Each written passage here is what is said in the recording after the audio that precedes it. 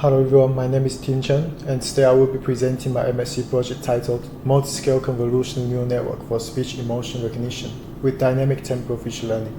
Before we dive into the specifics, let me set the stage by briefly talking about the background of the research.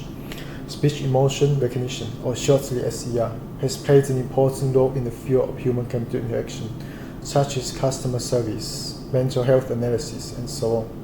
Speech emotion recognition aims to determine the emotional states of the speaker from speech by leveraging features extracted from speech signals.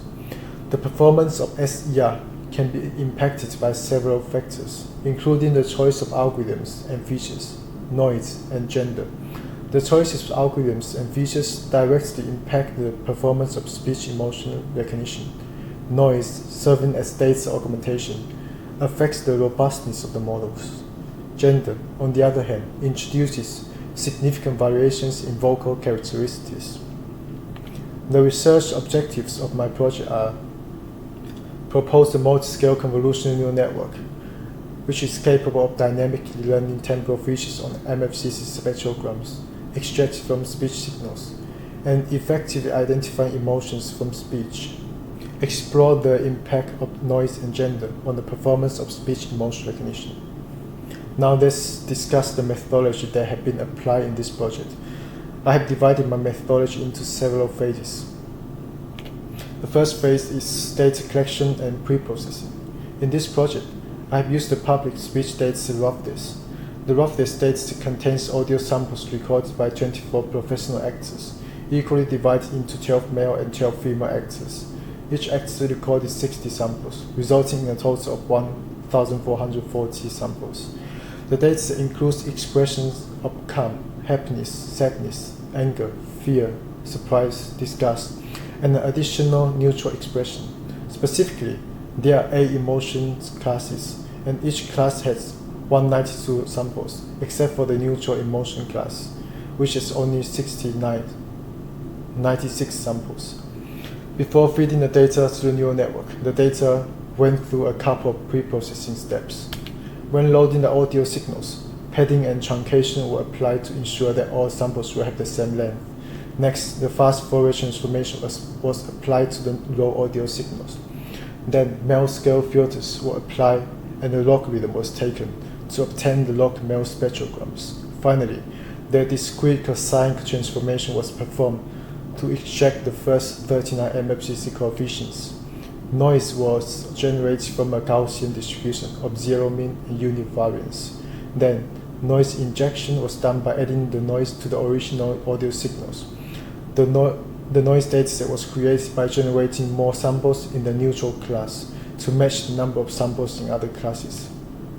Now let's go to the details of the design of the neural network. Let's first look at the overall architecture of the neural network. The proposed multi-scale convolutional neural network is comprised of multiple dilated convolutional blocks, a concatenation layer, a global average pooling layer, and a softmax layer. The input MFCC spectrogram first goes through a standard convolution layer with the kernel size 1 by 1. Then multiple CNN blocks are applied to learn dynamic temporal features, and the concatenation layer fuses all the dynamic feature maps together.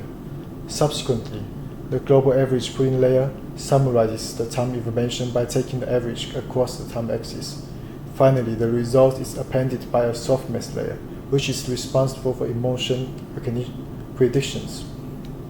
Now let's take a closer look at the inner structure of a dilated convolutional block.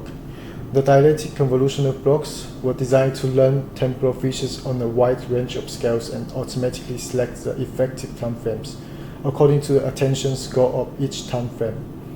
A block consists of 2 dilated convolution layers, each of which is followed by a batch normalization layer, an activation layer, and a spatial dropout layer.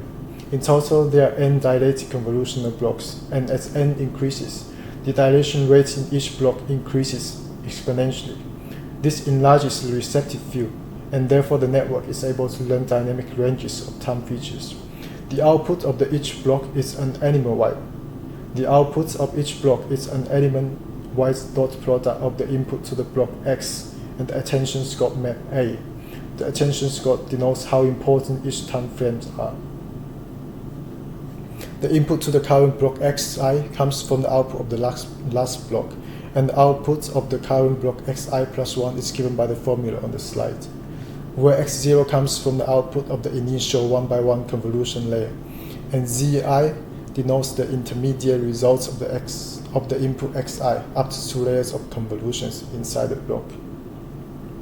Now let's move to the experiment setups and how training and testing were done. The number of filters was set to 64, and the size of the filters was set to 2. The total number of dilated convolutional blocks was set to A, and therefore the dilation rate in each block was 2 to the power of n-1, with a max dilation rate of 2 to the power of 7. The cross-entropy criterion was used as the objective function. Besides, the Adam algorithm was chosen as the optimization method with an initial learning rate of 0.001.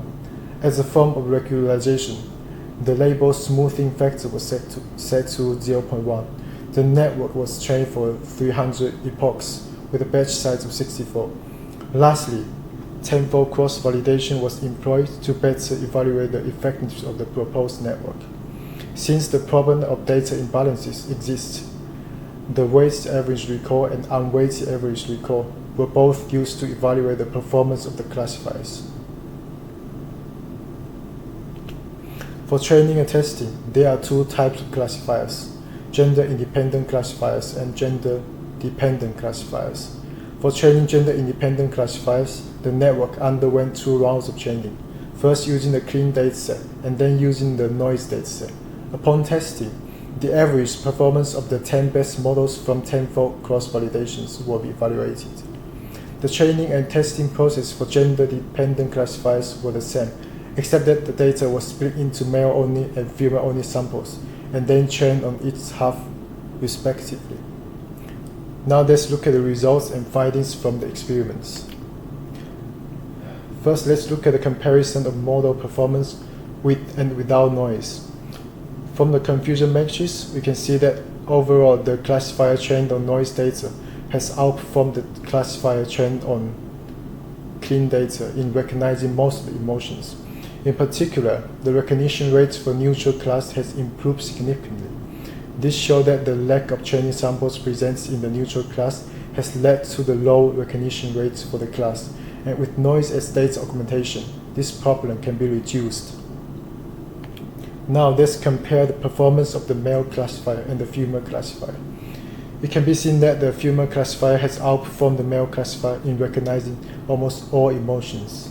This suggests that the impact of gender in speech emotion recognition exists, and it is easier for the models to recognize emotions from female speech than from male speech. Finally, let's look at the comparison of evaluation scores on all classifiers. It is clear that models trained on noise data consistently yielded better results. Besides, the female classifier even outperformed the gender-independent classifier, despite being trained on only half of the training samples. This further indicates that female emotions are more discernible than male emotions. In conclusion, the proposed neural network is capable of effectively incorporating multi-scale time features and recognizing emotions from speech, achieving high evaluation scores of 90% on weighted average recall and 89.8% on unweighted average recall. Furthermore, the experiments indicate that the introduction of noise into training data effectively mitigates the problem of imbalanced data and significantly improves the recognition rate, yielding more robust results. Additionally, this study marked the important roles of gender in SER, showing that emotional influence from female speech is more discernible than from male speech. This suggests that speech emotion recognition could potentially be conducted separately for distinct genders. While my research has provided valuable insights, there is still room for further research. Future work would be to carry out the same experiments on large datasets, potentially on datasets from different corpora, to assess the effectiveness of the proposed network in recognizing speech emotions from a wide range of languages. Moreover, it is worthwhile to explore gender-specific features for SER. As for specific gender, certain features might contribute more information to identifying speech emotions. Thanks for watching. I would like to thank my supervisor, Muhammad Bay for his guidance and support throughout the project. Now I'll be happy to take any questions from you.